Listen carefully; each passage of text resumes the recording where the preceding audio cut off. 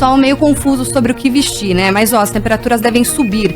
Neste momento temos 10 graus em Curitiba, a máxima chega aos 22, sem previsão de chuva, com sol entre poucas nuvens. A tendência é a mesma em Ponta Grossa, onde temos agora 10 graus de temperatura e máxima de 22 graus também, sol sem chuva por lá. Em Cascavel, 15 graus é a temperatura neste momento, a máxima chega à casa dos 22 com sol sem chuva.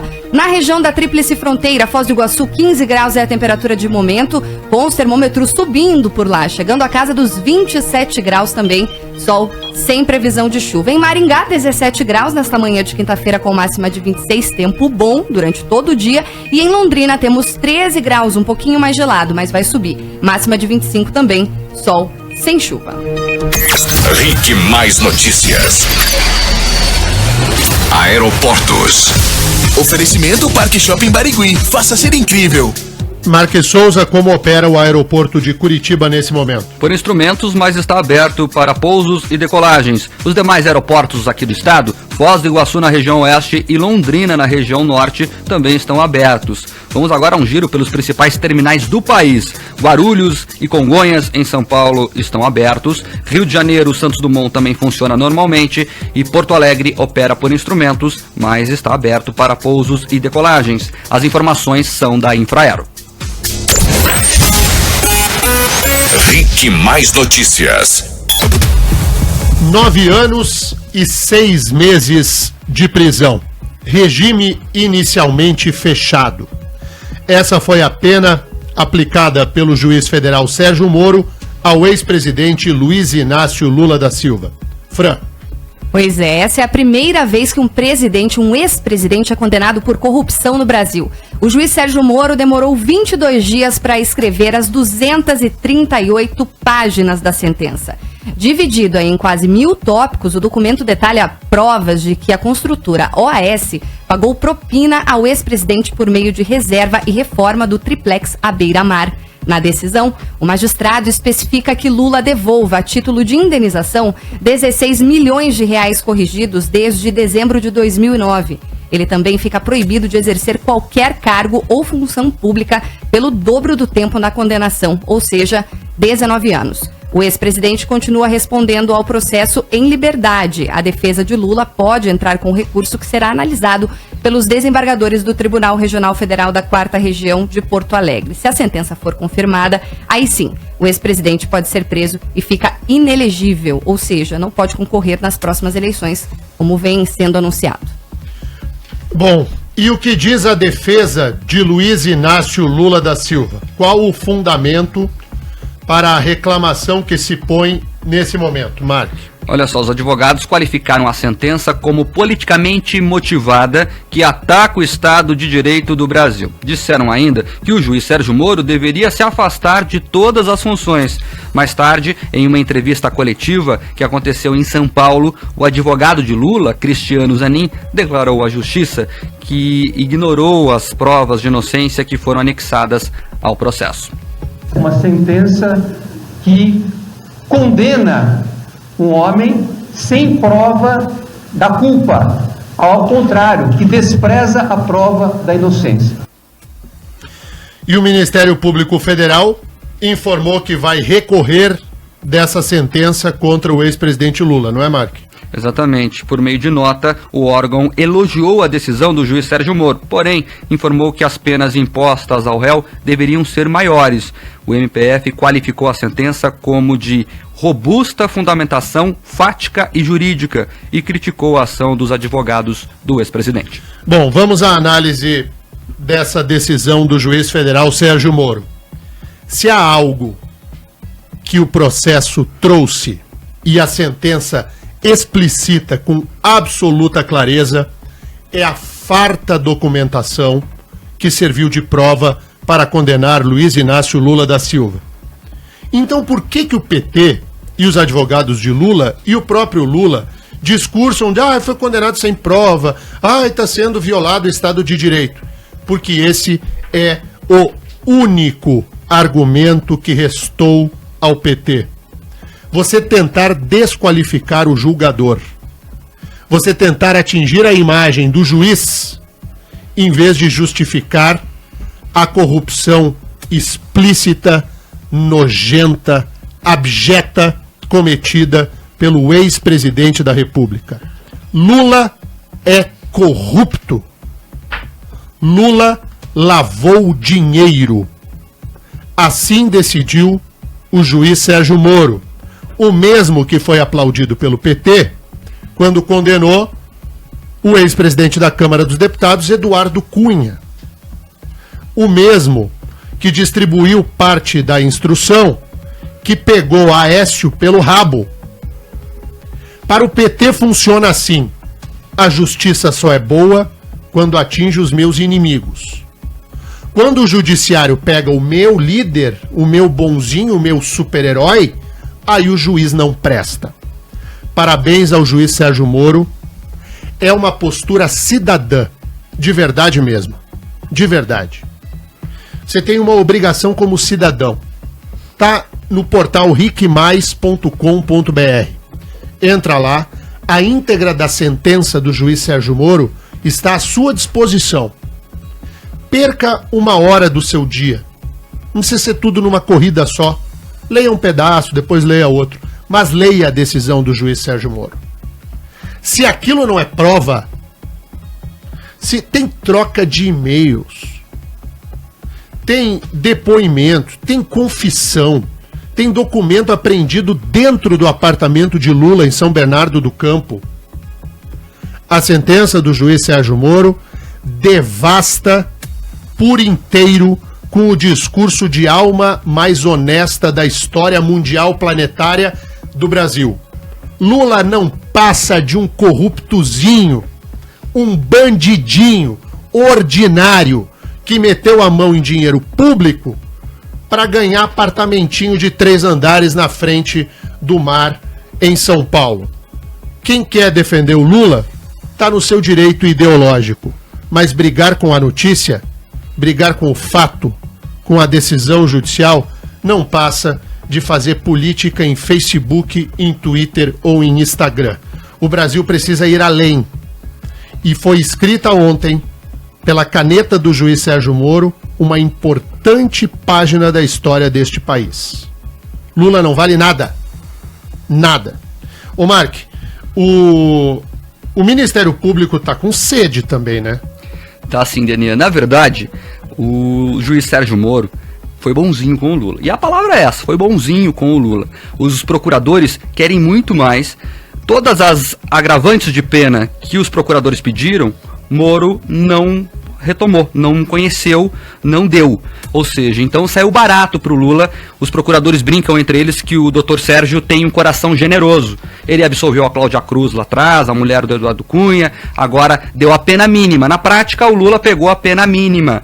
Por isso, Denier, Lula era feliz com Moro e não sabia. Sabe por quê? Que agora o processo vai subir a Porto Alegre. E por lá cai na 8ª turma do TRF4, que é aqui a região sul, que é considerada uma das turmas mais rígidas da segunda instância aqui na região sul. Só para ter uma ideia, Denier, agora o PT sempre elegeu o Moro como o ícone para ser abatido.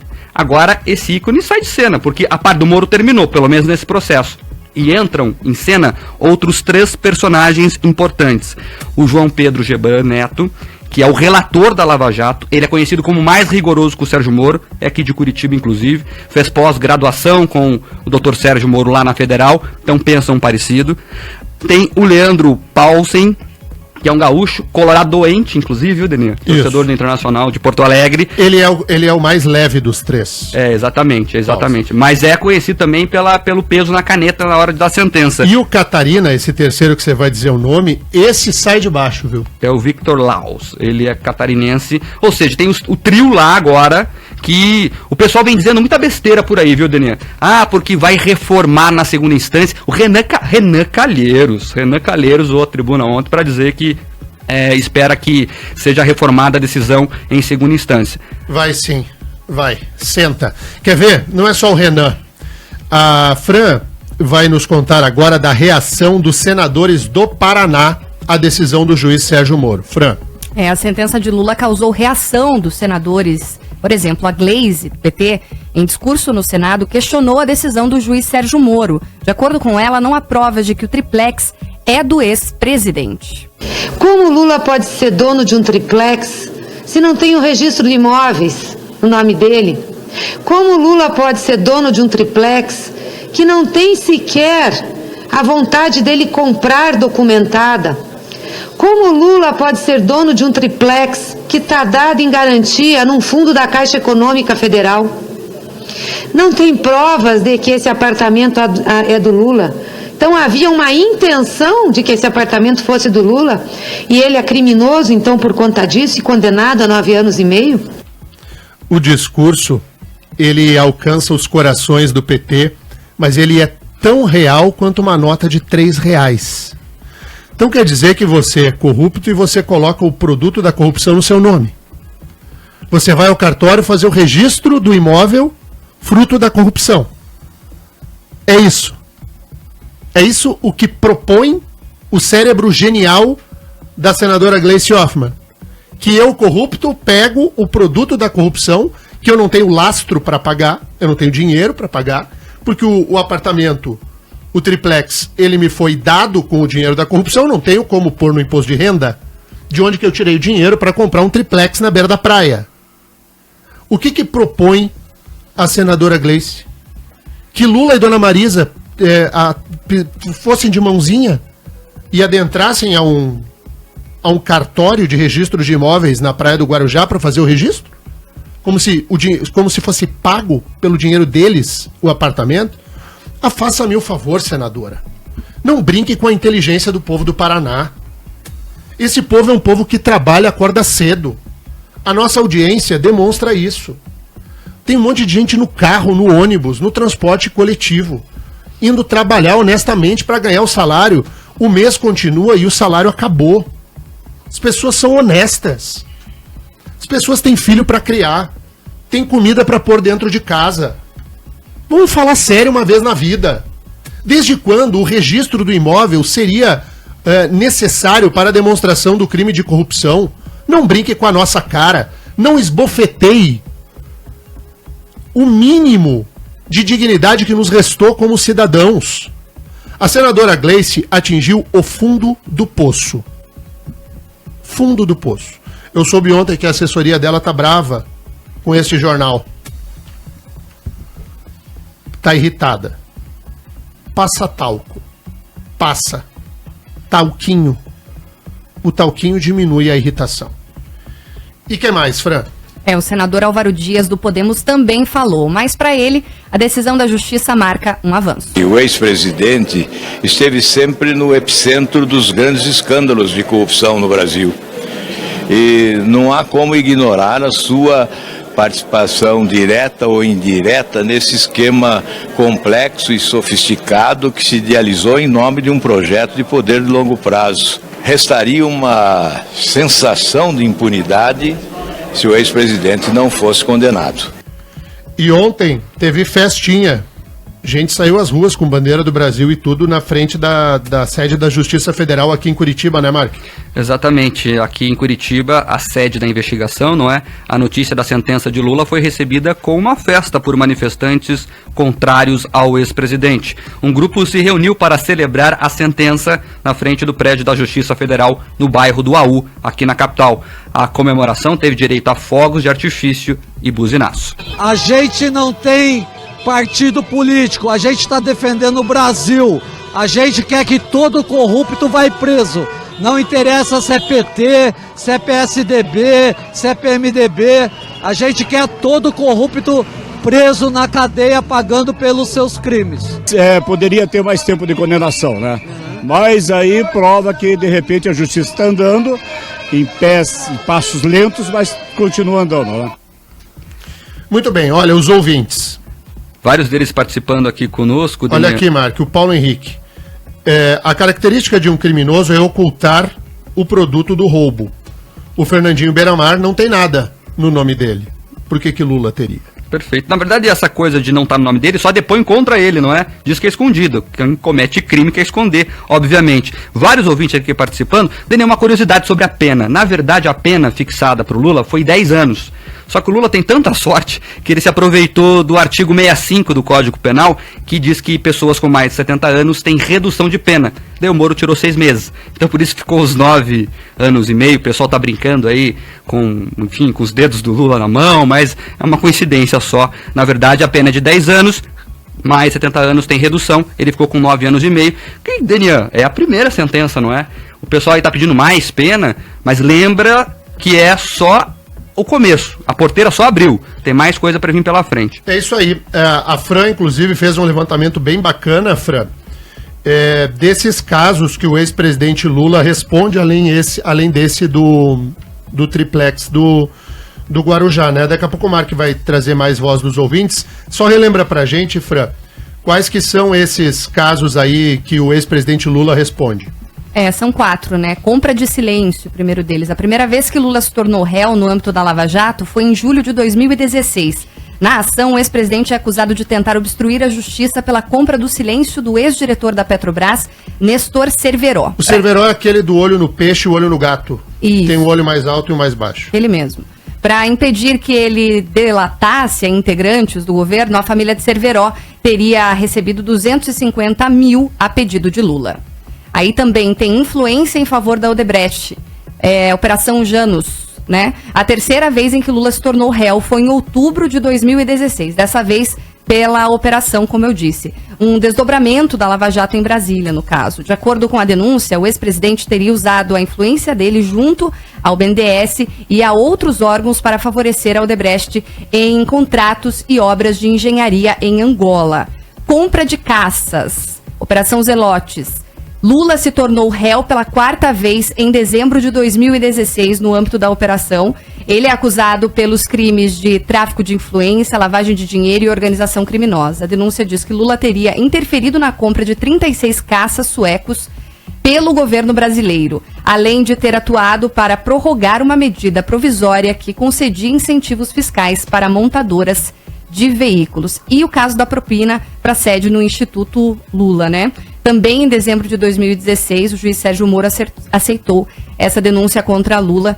E na denúncia, o ex-presidente é acusado pelos crimes de corrupção passiva e lavagem de dinheiro em contratos firmados entre a Petrobras e a Odebrecht. Segundo o Ministério Público Federal, Lula teria recebido propina da empreiteira por intermédio do ex-ministro da Fazenda, Antônio Palocci, também réu na ação, junto ao Marcelo Odebrecht e outras 5 pessoas. Esse processo que a Fran acabou de ler, viu, Denian, do terreno do Instituto Lula, está na reta final já. O Moro está terminando de ouvir as últimas testemunhas da instrução penal, que é aquela fase onde se ouve testemunhas, onde se juntam provas ao processo, aí já abre para as alegações e sai sentença. Ou seja, daqui um mês e meio, nós já teremos novamente uma nova sentença contra o Lula saindo do forno. Então olha aqui, ó, só pra gente dar um fecho nessa questão da responsabilidade criminal do ex-presidente da República. Ele é corrupto e branqueador de dinheiro, segundo o juiz Sérgio Moro, no caso do triplex do Guarujá. Mas ele ainda responde pela compra de silêncio no âmbito da Lava Jato, influência em favor da Odebrecht na Operação Janus, compra de caças na Operação Zelotes, a propina para a sede do Instituto Lula na Lava Jato e ainda tem a vir o sítio de Atibaia. Está em fase de denúncia, está na mesa do juiz Sérgio Moro para ele aceitar a denúncia e transformar em ação penal. Ainda tem o sítio de Atibaia. Tem 5 em andamento e virá uma 6ª. Essa é a alma mais honesta do universo planetário. Olha aqui, ó, o vereador Cristiano Santos, um abraço, vereador, muito obrigado pela audiência. Ele lembra aqui que essa questão de esconder o produto do crime, o goleiro Bruno também fez isso, né? Não, mas é verdade, gente, é verdade. O que fez o Bruno, condenado pelo homicídio daquela moça, a Elisa Samúdio? Ele deu fim ao corpo da moça. E aí ele dizia que não tinha havido crime porque não tinha o corpo. Então, aí o Lula acha que o fato, Gleice acha, o Lula também e o PT também, que o fato de não haver um registro do imóvel no nome do Lula, não há corrupção. Nem vou comentar mais. Rapidinho aqui, o Frei Beto, que você gosta muito dele, eu sei disso. Tadinho do Frei Beto. Ele falou que a decisão só fortalece o Lula. A impressão que eu tenho é que alguns petistas não entenderam que a situação do Lula é grave. Ele vai puxar cana. Português claro é isso, ele vai puxar cana. 9 anos de prisão inicialmente fechado. Vai vir mais condenação por aí. O Solares, que é o nome do prédio lá do Guarujá, vai nascer quadrado pro Lula. O Solares vai nascer quadrado pro Lula. O pessoal não entendeu isso ainda. Não é questão política, não é questão de discurso inflamado. É questão penal. Muito bem, vamos para um intervalo. Na volta, nós seguiremos com essa questão. Vamos ouvir e dar voz aos ouvintes aqui do RIC Mais Notícias. Tem muita gente participando, quer dar a sua opinião sobre a decisão do juiz federal Sérgio Moro e vamos adentrar também a situação que também é bem delicada do presidente Michel Temer. Já voltamos.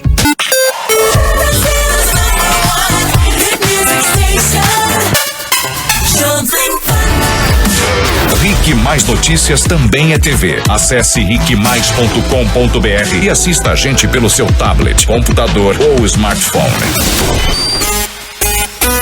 RIC Mais Notícias. RIC Mais Notícias no seu rádio e o ouvinte aqui tem prioridade. Hoje o jornal dedicado em boa parte a analisar com profundidade a decisão do juiz federal Sérgio Moro que condenou o ex-presidente Lula a 9 anos e meio de reclusão. Marque. Exatamente, Daniel. Muitos ouvintes participando aqui conosco.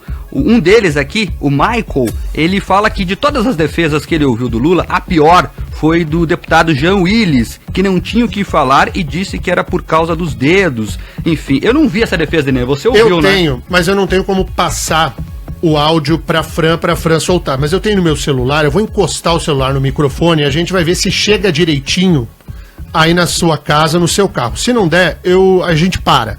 E aí eu digo o que o Jean Willis falou. Vamos tentar pôr a fala do Jean Willis, porque de fato vale a pena. Como é que é o nome do ouvinte, Marco? Michael. O Michael, ele fez a interpretação precisa. A maior barbaridade entre todas foi proferida por este deputado. Vamos ver.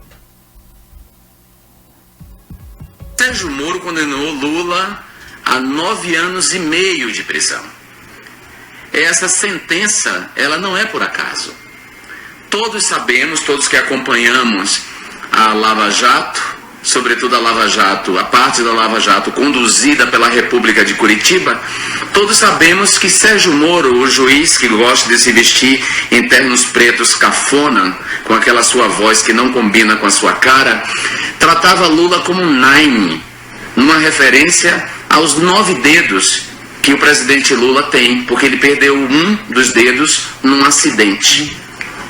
Então essa sentença de Sérgio Moro, ela não é por acaso, condenou a 9 anos numa referência aos 9 dedos de Lula. Não foi nem a 10, nem a 8 anos, foi a 9 anos e meio. Isso diz muito, não só da parcialidade de Sérgio Moro, um juiz arbitrário que age por convicções e não por provas, mas diz muito do caráter de Sérgio Moro. O deputado federal Jean Willis, que olha, meu amigo, eu vou dizer o que do Jean Willis? Se ele fosse condenado, então seria 0 anos. Sob a mesma lógica. Denê, só vamos parar? Vamos falar sério? Vamos falar sério? O Jean Willis acha o quê? Ele pensa o quê? De que ele pode fazer esse tipo de piadinha com uma situação como essa? Jean Willis que se deu respeito, se quiser ser respeitado. Nós estamos diante de uma decisão judicial tomada por provas. Pelo amor de Deus. Denê, Gostou do Jean Willis, Marcos Souza? Muito, imagina só. Gostou, né? Ele foi pior que a Glaze. Olha que é difícil conseguir isso. Foi pior que Agora sim, quem chamava o Lula de Nine eram os corruptos da Petrobras. Quem contou isso pro Moro, Jean Willis, foi o Renato Duque, que está preso, ex-diretor de serviços da Petrobras, que falou que ele é chamado de Barba, de Nine, por causa dos 9 dedos, e de o Brahma. E de Brahma. Brahma era o Ricardo Pessoa, da UTC. Mas enfim, o homem tinha muitos apelidos. Mas não era o Moro que chamava o Lula de Nine. Quem chamava o Lula de Nine eram os amigos criminosos dele. É mole ou quer mais? Que tal a fala do Jean Willis, hein? 7h32. Vamos agora a Brasília.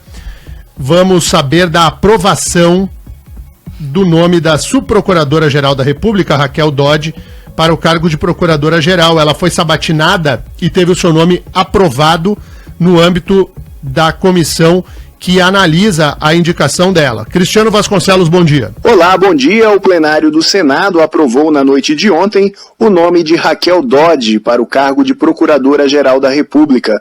Foram 74 votos a favor da indicação, 1 contra e 1 abstenção.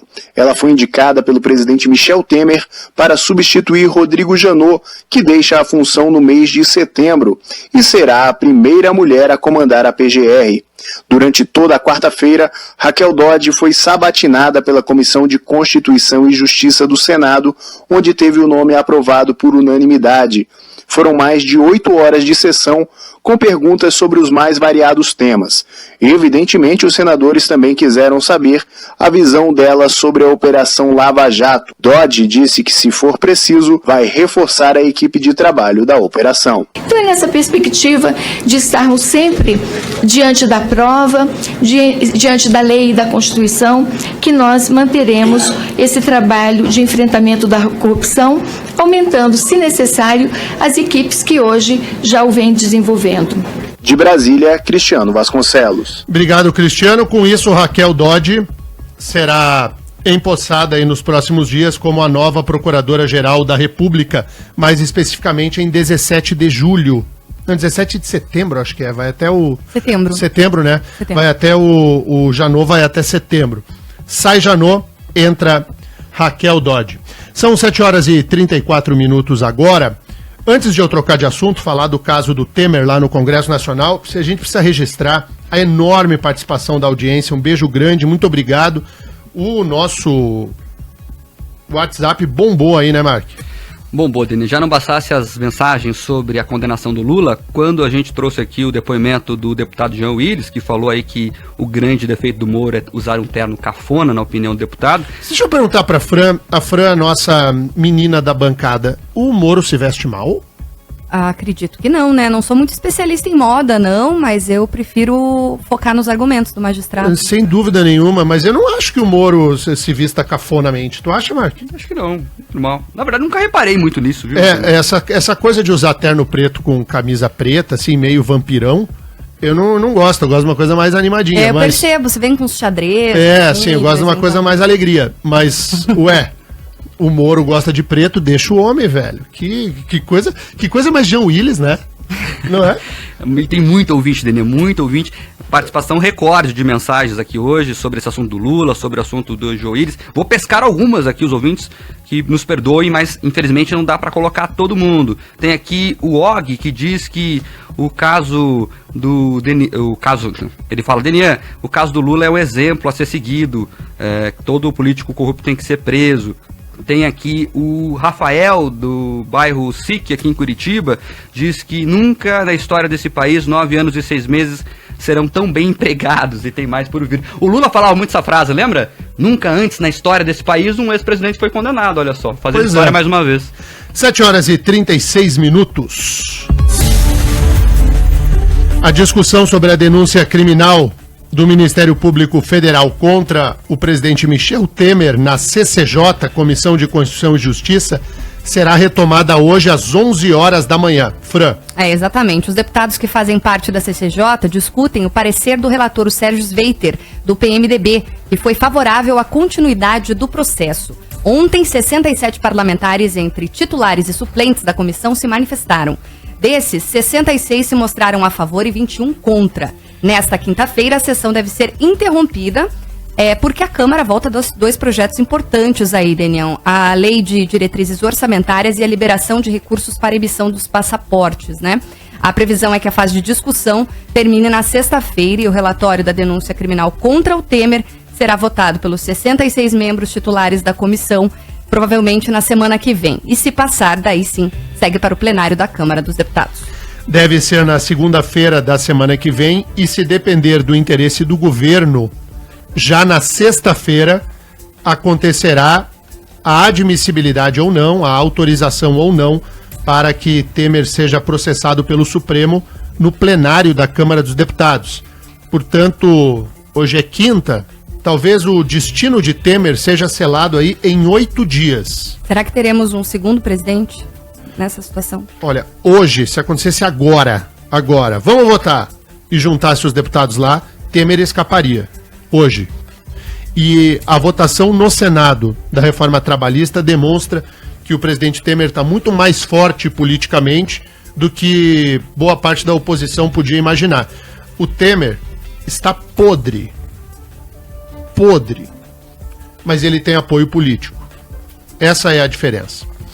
7h38. E daí, para garantir que as coisas não fiquem tão ruins, o governo está fazendo um troca-troca na CCJ, tira de gente daqui, põe outro de lá, para garantir que seja rejeitado já na CCJ essa situação.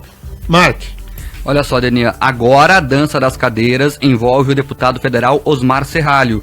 Ele era titular da Comissão de Constituição e Justiça, mas foi empurrado para a vaga de suplente nesta quarta-feira. Ele anda sumido desde que foi exonerado do cargo de ministro da Justiça. Isso estremeceu a relação com o presidente e, por isso, o PMDB preferiu afastar o parlamentar. Ainda não foi confirmado quem irá assumir a cadeira no lugar dele. As mudanças para ajudar Temer também podem envolver o ministro Ricardo Barros. Nos bastidores, dizem que ele, que é deputado federal licenciado, deve deixar a pasta da saúde apenas para assumir uma vaga na CCJ e registrar apoio ao presidente. Porém, a assessoria do ministro não confirma essa informação. Então é o seguinte, tem 2 paranaenses diretamente envolvidos aí. Primeiro é o Osmar Serralho, que deve estar dando graças a Deus que vão tirá-lo da titularidade da CCJ, porque ele estava escondido, tipo embaixo da cama. Não botava a cabeça para fora. No lugar do Osmar Serralho deve entrar o Darcísio Perondi, do PMDB do Rio Grande do Sul. O mais Temer entre todos os deputados, mais até que aquele Marum. É louquinho do Temer. Com isso, o PMDB garante um voto a mais. E a possibilidade de Ricardo Barros retomar o seu mandato apenas por um dia para que vote na CCJ só vai acontecer se na contabilidade dos votos for necessário. Senão, o Barros continua no âmbito do Ministério da Saúde. 7h40.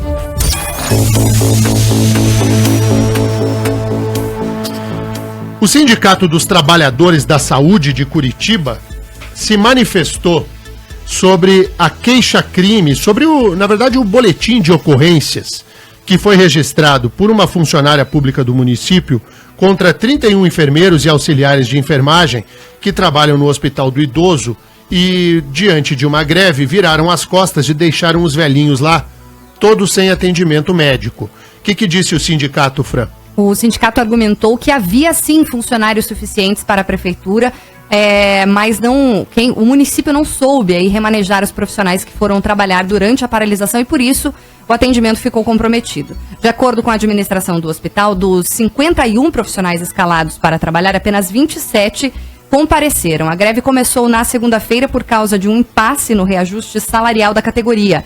O presidente do Sindesc, Isabel Cristina Gonçalves, afirmou que apenas 7% dos profissionais aderiram à paralisação. A gestão do hospital não está distribuindo os funcionários que não entraram em greve, que são bastantes, né, porque é pouca a adesão, adequadamente para cobrir os setores, né? Não é responsabilidade dos trabalhadores fazer esse tipo de remanejamento.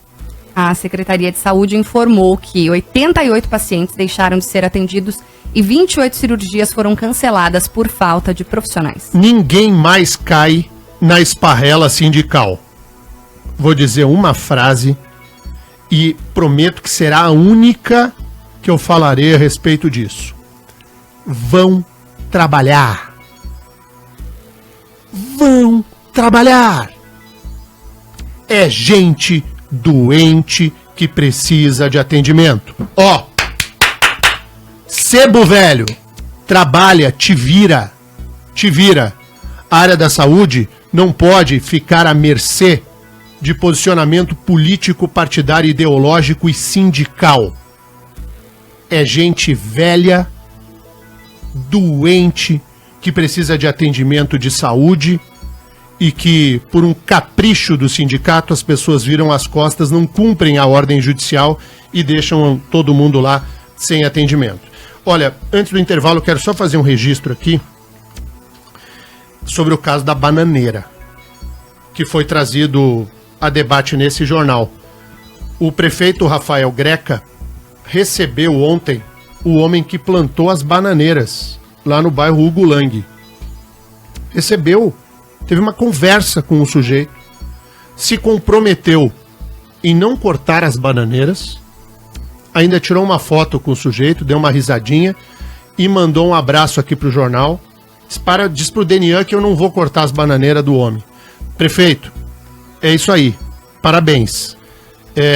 Não vai cortar as bananeiras do homem, revogou a multa de R$850 que havia sido aplicada nele.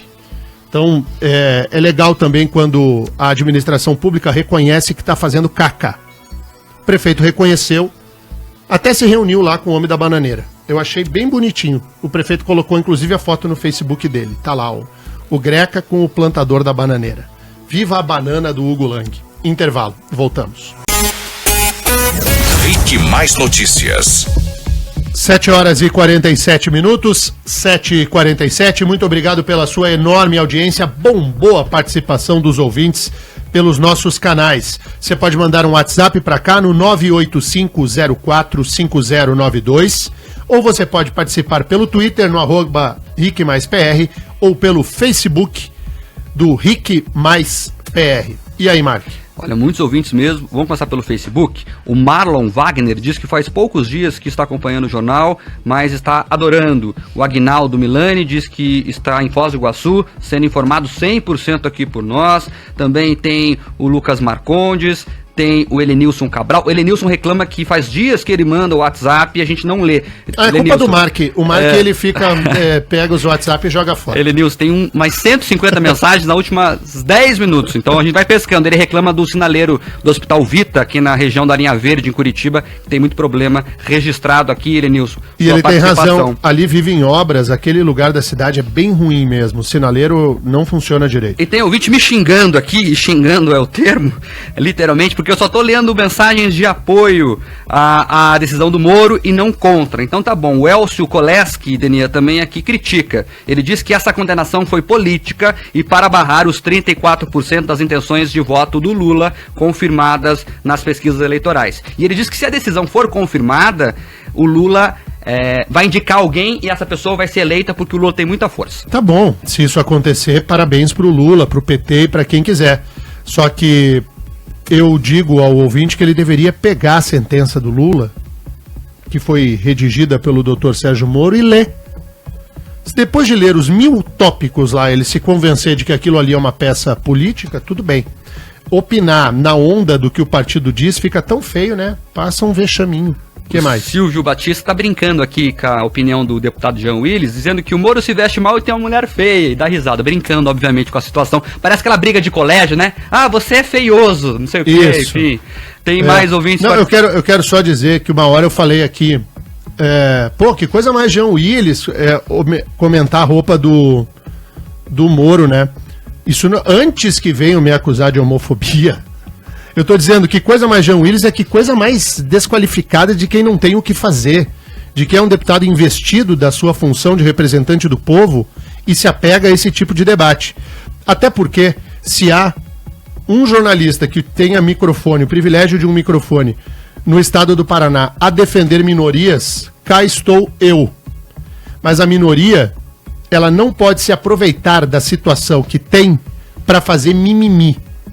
Eu faço defesa do debate das pautas da minoria quando as pautas elas são justificáveis. Quando é para fazer mimimi, eu critico mesmo. Mas antes que venham dizer que eu fui, o Denian foi homofóbico com o Jean Willis, façam-me o favor, não vou nem perder meu tempo. Adiante. O Pedro Henrique comemora aqui a decisão da condenação do Lula e diz que no Brasil até então só eram os 3 P's lá, né? O P, o preto, o pobre... E a puta. O Daniel falou aqui, que iam pra prisão. E agora políticos e parlamentares também vão. Tem aqui o ouvinte que não colocou o nome, 9982, final do telefone, lembrando que tem BNDES para ser investigado ainda, e lá pode aparecer o nome do Luiz Inácio também. Enfim, Daniel, vários ouvintes participando aqui sobre essa questão do Lula, e a maioria deles, a maior parte, pelo menos das mensagens que chegam aqui, comemorando a decisão do juiz Sérgio Moro. Tá bom, eu agora vou amenizar o dia.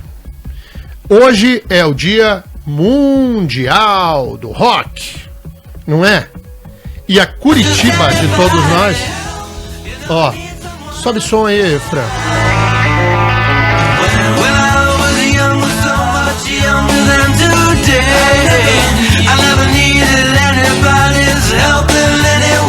Não é bom, gente. É, né? Então... Não é à toa que os caras são mais conhecidos que Jesus Cristo, não é? Curitiba é a cidade roqueira. Diga, Fran. Em homenagem ao Dia Mundial do Rock, celebrado hoje, a Deezer, uma plataforma de streaming de música, elegeu Curitiba como a cidade mais roqueira do Brasil. São Paulo ficou em segundo lugar, seguido pelas cidades de Rio de Janeiro, Belo Horizonte e Brasília. No ranking internacional, o Brasil aparece em 10º lugar, atrás do México, Itália e França. Entre os artistas e bandas mais tocados na Deezer Brasil estão Coldplay, com mais de 11 milhões de fãs. Em segundo lugar está a banda Charlie Brown Jr. E na terceira posição aparece o Rapa, com mais de 700 mil fãs na plataforma. Quer ver? Vamos fazer um girinho pela mesa aqui. Banda de rock nacional, qual que tu mais gosta, Mark? Ah, tem várias, hein? Escolher uma? Não vai ficar no muro aqui. Capital Inicial. Fran. Legião Urbana. Ó, 2 votos pra Legião Urbana. Internacional, vai, Mark. Beatles. Eu tenho uma visão meio... Pearl Jam. Vai falar que é pop pra isso? Não é pop, porcaria nenhuma. A Fran só acha que os Beatles, o Ringo tocava muito fraquinho na bateria. A Fran é cantora, viu, gente? Vamos anunciar pros ouvintes? A Fran é cantora, toca Beatles, que eu sei, canta. Mas eu gosto de Beatles, não é? Você tá falando hoje. Hoje é isso. Claro que eu tenho todo o respeito pelos Beatles, pelo amor de Deus. É a base do rock mundial. Né? Eu gosto demais dos Beatles, mas eu queria fazer um registro a uma banda de rock que marcou demais, assim, a minha adolescência e que eu gosto demais. The Cure. Muito bom. É muito bom, velho. No Dia Mundial do Rock tinha que dar uma faladinha no... Eu vou eleger a segunda, então, já que a Fran ficou brava com os Beatles. Nirvana, eu gosto muito também, marcou a adolescência. A minha segunda é o Queen. Queen muito só bom. Entrar nessa discussão aqui, pronto, daqui a pouquinho. Ele não aguentou. Mas debater com o Johnny não tem graça, né? Não, daqui a sobre pouquinho música. tem o Rock and Pop e o sorteio da guitarra do Capital Inicial também. Você falou do The Cure. The Cure é um troço interessante. Quando surgiu essa onda do emo, eles classificaram o Robert Smith, que é o vocalista do The Cure, como o vovô dos emos. Então The Cure, pra quem não sabe, foi uma banda da década de 80, New Wave, que fazia um rock muito bacana, que rompeu fronteiras e foi única na sua época. Verdade. E essa aí, ó, é a música que eu mais gosto dos Beatles. Essa aí, sobe o som. Don't Let Me Down. Então, tá na hora de ir embora, que pena. Os ouvintes estão louquinhos aí, né? Eles não deram o resultado do futebol, gente. Só comentem, por vamos favor. Vamos falar. Eu só queria aqui, agora, peraí, deixa eu achar aqui. Tem um ouvinte aqui que tá participando conosco do Canadá. Só queria registrar rapidinho a participação dele. É o Eduardo Ferrari. Está ouvindo de Toronto, no Canadá. E ele brinca que nós esquecemos de mencionar um apelido do Lula, que é o mais famoso. É o amigo da planilha da Odebrecht. Registrado aqui o Eduardo, lá de Toronto, nos ouvindo. Obrigado, viu, Eduardo? Muito bem, no futebol, o Atlético Paranaense levou um totó ontem na Arena da Baixada, perdeu o jogo, 2 para o Cruzeiro, 0 para o Atlético. Muito bem, vamos embora. Fran, beijo, obrigado. Beijo, até amanhã. Marque, valeu. Tchau, Daniel, até amanhã. Voltamos amanhã com o nosso Rick Mais Notícias e agora tem Rock and Pop aqui na Jovem Pan. Hoje no Dia Mundial do Rock, tu capricha, hein, ô Johnny? Só clássicos hoje. Só clássicos? Clássicos. Já tocaram Beatles, eu ia tocar, mas vou tocar o Pearl Jam, que a Fran pediu. Vou The tocar Cure. o Capital Inicial, vou tocar o The Cure. Vocês vão ver, hoje o programa está imperdável. Muito bom. Valeu, rapaziada. Voltamos amanhã.